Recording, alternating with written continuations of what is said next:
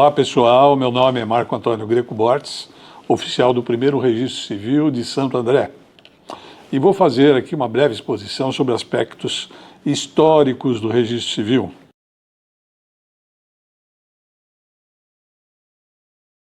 A Lei 586, de 6 de setembro de 1850, era uma lei orçamentária e autorizava o governo imperial brasileiro a instalar o Registro Civil no Brasil. Mas limitou-se apenas a dispor de recursos necessários para tanto, sem estabelecer a organização efetiva do sistema registral. Em seguida vem o Decreto 1144, de 11 de setembro de 1861, e reconhece os efeitos civis dos casamentos das pessoas que professavam religião diversa da católica, mas tratou apenas de permitir tal eficácia, sem regular o procedimento que devia disciplinar a sua execução. Para regular o reconhecimento dos casamentos dos não católicos, foi editado o Decreto 3069, de 17 de abril de 1863, e que disciplinou exatamente como eles deveriam ser recepcionados formalmente. E foi criado o registro para produzirem esses efeitos, ex tunc, para os casamentos celebrados até 11 de setembro de 1861 e ex nunc para os ulteriores a esta data. No entanto, apesar da edição dessas normas, elas não se tornaram efetivas, porque o registro civil não foi instalado. Essa que foi a verdade nesse tempo. O que acontecia? Vamos nos posicionar no tempo, né? Nós estamos ali entre 1850 a 1860 no Brasil. Não tinha recursos, embora houvesse a autorização orçamentária para a instalação dos cartórios, não havia recursos para isso. E a população era muito pequena. E além de pequena, havia poucas pessoas com instrução suficiente para dirigir essas instituições. Nós vamos ver mais adiante, inclusive, isso até no início do século XX foi muito difícil ainda a instalação dos cartórios por conta dessas dificuldades. Aí veio a Lei 1829, de 9 de setembro de 1870, e que mandou providenciar o recenseamento. E no artigo 2º dessa lei havia a diretriz para a instalação do registro civil, né? Uma vez que o decreto anterior, 3069, lá de 1863, não vingou. Tal e qual, né, a lei orçamentária, né, a lei que estabeleceu o recenseamento também não trazia a forma como se disciplinava a organização do registro civil. Então é editado um novo decreto, 5.064, que é de 25 de abril de 1874, a fim de se instalar definitivamente o registro civil no país, mas que acabou seguindo o destino dos decretos anteriores e foi postergada mais uma vez a instalação do registro civil no Brasil. Nesse momento se faz necessário um hiato aqui nessa cronologia de normas que nós estamos tratando, para introduzir a sistemática ou a instituição da justiça de paz. O registro civil das pessoas naturais foi inserido no Brasil através do sistema da Justiça de Paz, que foi criado por Dom Pedro I na Constituição de 1824, nos artigos 161 e 162. Vejamos. O artigo 61 disciplina assim: sem se fazer constar que se tem tentado o meio da reconciliação, não se começará processo algum.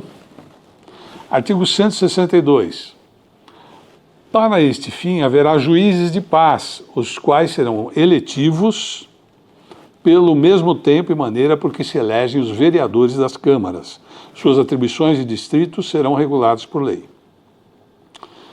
Então, é nesse sistema de justiça pré-processual que se insere o registro civil das pessoas naturais.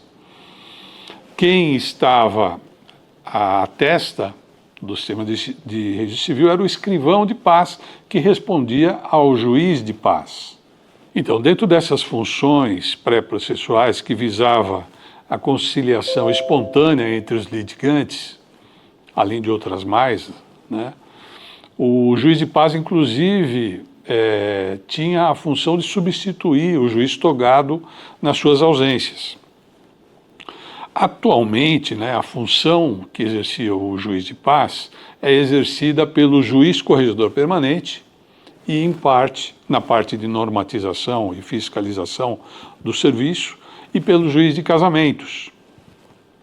Vamos ver só algumas das atribuições desse juiz de paz, para se entender o contexto em que se inseriu o registro civil no seu início.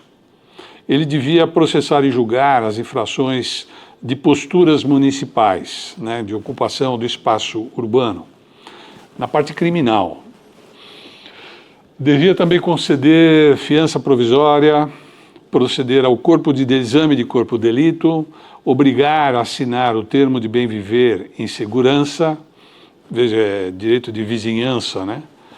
Prender criminosos e deter os turbulentos, impor a seus subalternos as penas disciplinares, determinar providências urgentes durante as férias dos juízes togados, atos de jurisdição voluntária, testamentos, contratos, posses, habeas corpus, fianças, formação de culpa e recursos de crimes, arrestos, penhoras, depósitos, prisões cíveis, embargos de obra nova, etc.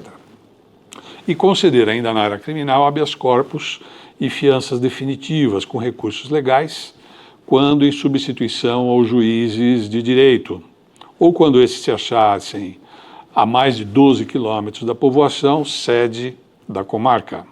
Na área civil, né, o juiz de paz, ele tinha atribuições de conciliação. Ele devia conciliar as partes que espontaneamente comparecessem ao seu juízo. Celebrava casamentos, ele que era o juiz de casamentos, abria testamentos tão somente para providenciar disposições funerárias, ele não tratava do inventário. Processava e julgava em primeira instância as causas de valor até 500 mil réis, ainda que sobre bens de raiz. Então, funcionava como um juízo de pequenas causas.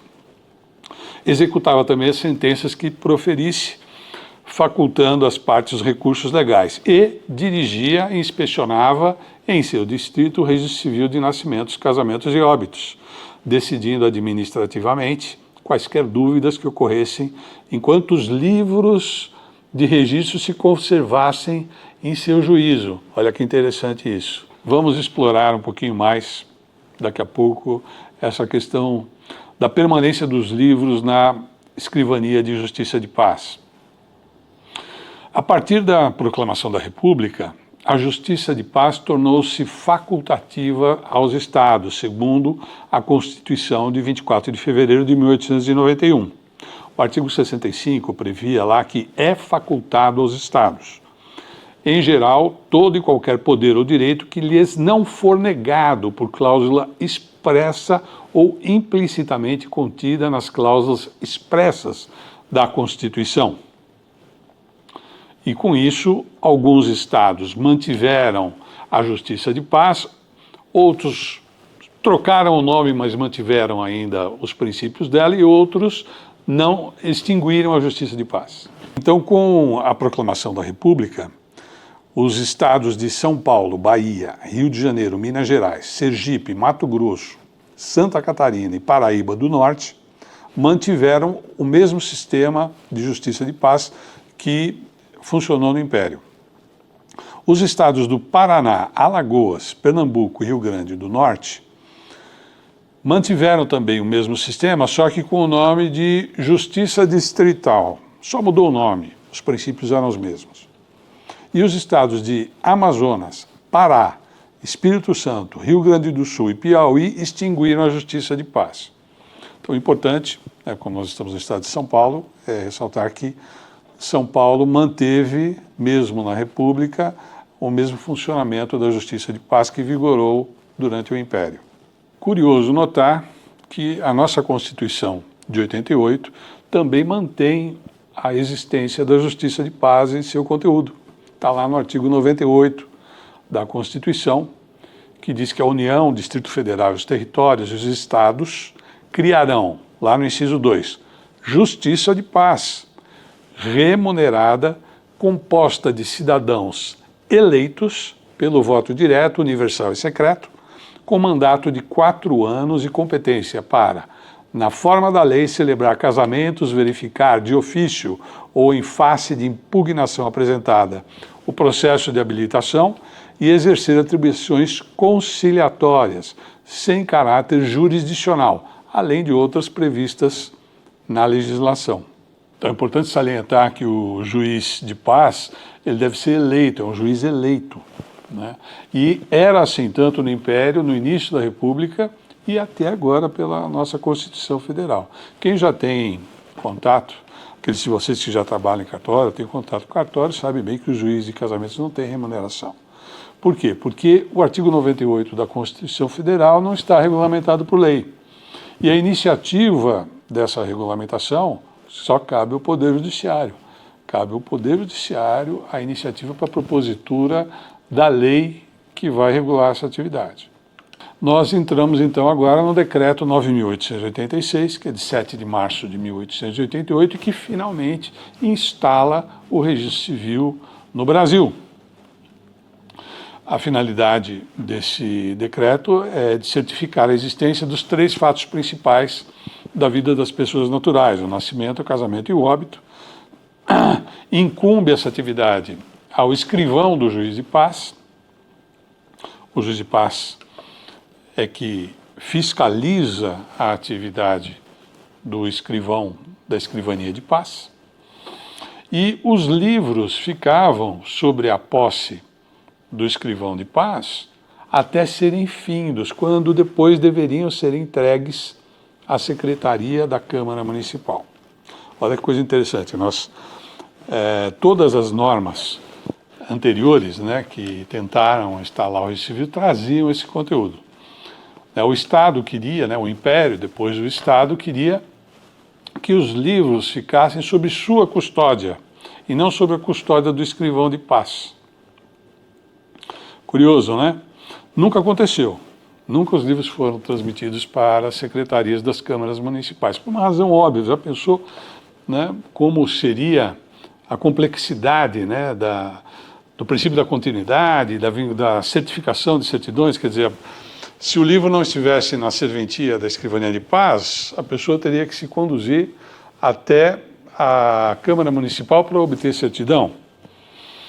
E curioso, inclusive, o sistema que o decreto 9886 estabelece com relação às averbações, anotações e notas posteriores.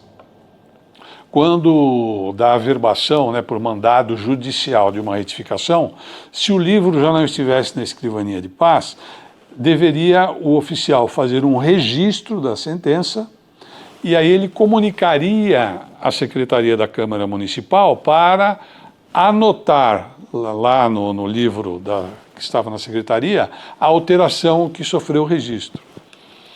O oficial, o escrivão de paz, ele não faria mais as averbações e anotações correspondentes aos livros que tivessem sido encaminhados para as câmaras municipais. Isso nunca aconteceu de fato, embora houvesse de direito, porque era inviável, totalmente inviável. Na sequência, depois, inclusive no decreto, até o decreto 18.542, que é de 1928, já desaparece essa questão da condução dos livros encerrados para a Câmara Municipal. E, de fato mesmo, isso nunca aconteceu. O escrivão da Justiça de Paz, ele prestava concurso, as normas previam que ele deveria fazer concurso perante o juiz de paz. O juiz de paz é que deveria fazer o concurso público, escolher o melhor candidato e apresentá-lo, no tempo do Império, para a Câmara Municipal, que faria a nomeação. Na República, essa atribuição da nomeação passa para o presidente do Estado, depois o governador. Eu creio que até 1989 ainda era assim. O Tribunal de Justiça é que fazia os concursos e o governador do estado é que fazia a nomeação ulterior dos candidatos aprovados. Havia uma questão política aí envolvida com a atividade registrária. E na década de 90, eu não me lembro qual era a indicação da lei, mas já os concursos feitos a partir de 1989, já o próprio Tribunal de Justiça que faz a nomeação. E como os oficiais, ou os escrivães de paz na época, eram demissíveis ad nutum, eles não tinham nenhuma segurança para garantir a sua independência. E isso se estendeu desde o início, desde 1888, até o início do século XX. Só a partir do século XX, do início do século XX, é que são extintas as demissões ad nutum. Aí, para demitir um oficial ou um escrivão de paz, a partir do início do século XX, só com contraditório, com processo, né? E no século XIX isso não existia. Esse era um problema sério. Se vocês tiverem a oportunidade depois de ler os livros que o Adolfo Corrêa de Barros, né, o notório oficial de Bragança Paulista do início do século XX, que fez duas obras importantes, depois nós vamos falar delas, né, ele atribuía essa questão da falta de estabilidade na função do serviço como um problema muito sério para o exercício da função. Mas que foi resolvido num concurso, e além de concurso, com a exigência de processo, de contraditório, de justa causa para a demissão ou afastamento do escrivão de paz. É interessante notar, né, como o registro civil ou as escrivanias de paz, elas são instaladas. Os escrivães, eles não eram funcionários do Estado, eles não recebiam, não eram remunerados pelo Estado. A remuneração se dava pelos emolumentos em decorrência da prática dos atos.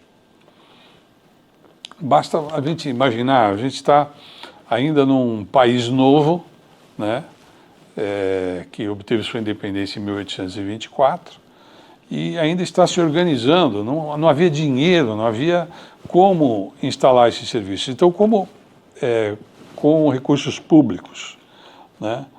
Então, a solução que o Estado acabou alvitrando foi a de entregar o serviço a um particular e esse exercer sendo remunerado pela própria prática do serviço. Como é até hoje. Como é até hoje, né? Em verdade, os escrivães de paz, como depois os oficiais de registro civil, nunca foram remunerados pelo Estado. Eles sempre foram remunerados pela percepção dos serviços. E as próprias normas decorrentes, né, do decreto 9886 para execução da instalação do serviço, acabavam recomendando, inclusive, que esses serviços fossem instalados junto aos escrivães de polícia. Então, os escrivães de polícia ele já exercia, né, a atividade junto à justiça, como escrivão de polícia, vinculados aos delegados, e a eles estava sendo entregue a atividade da escrivania de paz no início. Até a década de 90 ainda, existiam registros civis aqui no estado de São Paulo, de tabelionatos de notas, que tinham anexo de vara penal, de vara criminal, que eram serventias de vara criminal. Depois, se vocês tiverem a oportunidade de conversar com o Medina, né, o Medina, o tabelião do 21º da capital, e ele foi, no Vale do Paraíba, ele foi tabelião ainda, e até a década de 90, ele ainda tinha uma serventia que tinha o anexo, ele era um tabelião de notas e anexo de vara penal, de vara criminal, lá no Vale do Paraíba. E na década de 90 isso acabou, todas as serventias criminais foram finalmente oficializadas, né? E o Medina, inclusive, conta, né, que o que mantinha o cartório era exatamente o tabelião de notas, né, que ele não recebia praticamente nada das varas criminais, porque era tudo justiça gratuita, né? Raros os processos em que havia custas a recolher. Mas no início, lá no século XIX, lá em 1888, né, não era assim, já havia os cartórios, né, ou as escrivanias criminais, e essas já funcionavam regularmente, também eram instaladas nesse formato, né? E os primeiros cartórios de registro civil, as primeiras escrivanias de paz, acabaram sendo anexos dessas escrivanias criminais.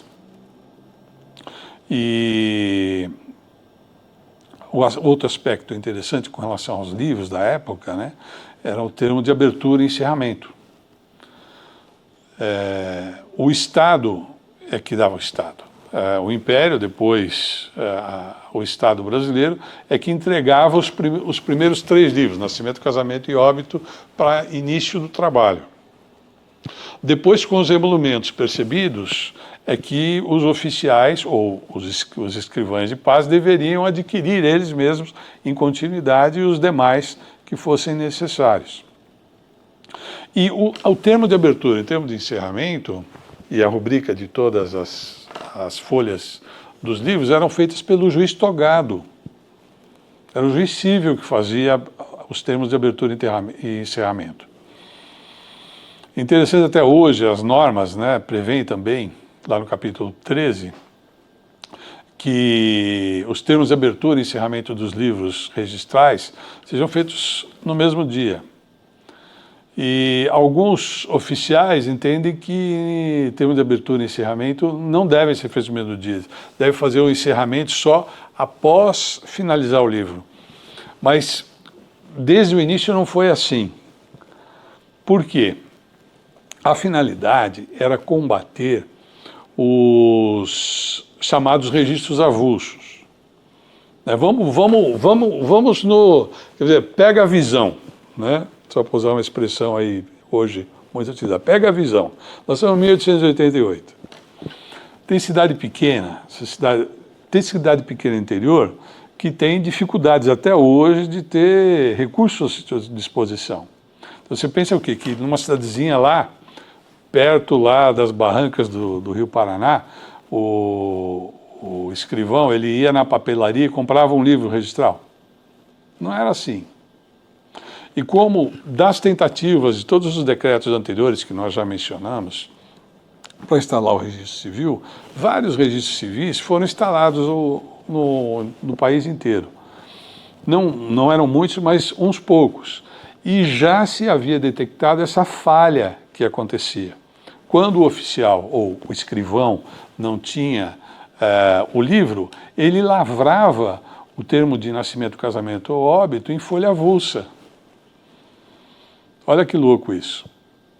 Então, para evitar exatamente essa prática, é que o juiz togado é que fazia o termo de abertura e encerramento. O que isso significava? Era a afetação daquele livro para a prática do ato que estava previsto no seu termo de abertura e encerramento. Né? Você que já é oficial, né? Observa lá como é que você abre, né, o termo de abertura, né? Você afeta aquele livro à prática do nascimento, do casamento ou do óbito. E o termo de encerramento, o que ele diz lá?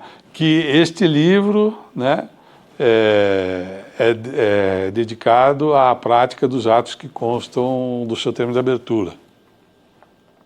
Exatamente para combater os chamados registros avulsos, que eram feitos em folhas de papel maço naquela época. Né? E, isso era totalmente irregular e indesejável. Então, quando o oficial, hoje, ele abre um livro, e hoje está afeto ao oficial. Imagina, né, os juízes corregedores hoje, tendo que fazer termo de abertura, encerramento e rubricar todas as folhas dos livros dos cartórios. Mas imagina um município que nem São Paulo, né, que tem mais de 50 cartórios de registro civil, né, o juiz tendo que fazer essa tarefa. É um absurdo pensar nisso hoje, né? Naquela época, as cidades eram bem menores, bem pequenas, né? A população era pequena, a prática dos livros, os livros duravam muito tempo, era possível pensar nessa operação nesse sentido, mas hoje é totalmente inviável. Por que que o termo de abertura, encerramento deve ser feito no mesmo dia? Então é por essa razão. Aqueles atos que estão determinados no livro de abertura e encerramento só podem ser praticados naquele livro e não em outro, nem uma folha avulsa. Essa foi a razão pela qual, né, se determinou essa prática no registro civil e que deve permanecer até hoje, né? Por quê? Porque cabe ao oficial determinar que não aconteça uma lavratura de registro fora dos livros que ele determinou para aquela prática de atos. Hoje, a responsabilidade, inclusive, de abertura e encerramento, ou seja, de afetação do livro, pertence apenas ao oficial. No início da atividade, né, era o juiz de direito, o juiz togado, que fazia essa atividade, fazia esse serviço nos livros. Nós não vamos conseguir aqui explorar detalhadamente, né, o decreto 9886, por isso eu vou procurar trazer aqui só aqueles pontos mais controversos. Uma das questões bastante palpitantes que trouxe o decreto 9886 foram as formas de retificação do registro. Então, há no decreto 9886 duas formas expressas de retificação e tem uma implícita, né? Ou a gente pode dizer que, na verdade, é trazida pelo direito consuetudinário. Por quê? Porque a lavratura, a natureza da lavratura do registro é de ata, do ponto de vista da execução. Tá? Do ponto de vista da execução, a lavratura é uma ata. Inclusive se utiliza essa expressão, a ata de nascimento, a ata de casamento, é o registro, é um sinônimo do registro. Então, na ata, o que você tem? Como era tudo manuscrito, né? Quando o oficial estava escrevendo, né, diretamente no livro, né, escrevendo o registro, lavrando o registro, se ele percebia o erro na hora da lavratura, ele poderia utilizar do digo. E o digo, né, onde digo digo, não digo digo, digo Diogo, o digo ele não está em nenhuma norma.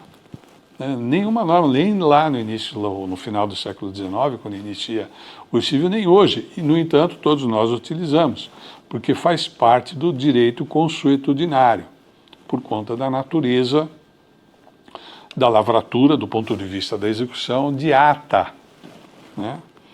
Então, se o erro é percebido exatamente no momento em que o secretário, né, no caso do secretário de uma ata, está lavrando a ata, o que ele faz? Ele usa o digo. O que ele faz? Imediatamente depois do erro, ele lança o digo, repete a última palavra certa que ele escreveu e corrige o erro ou omissão depois.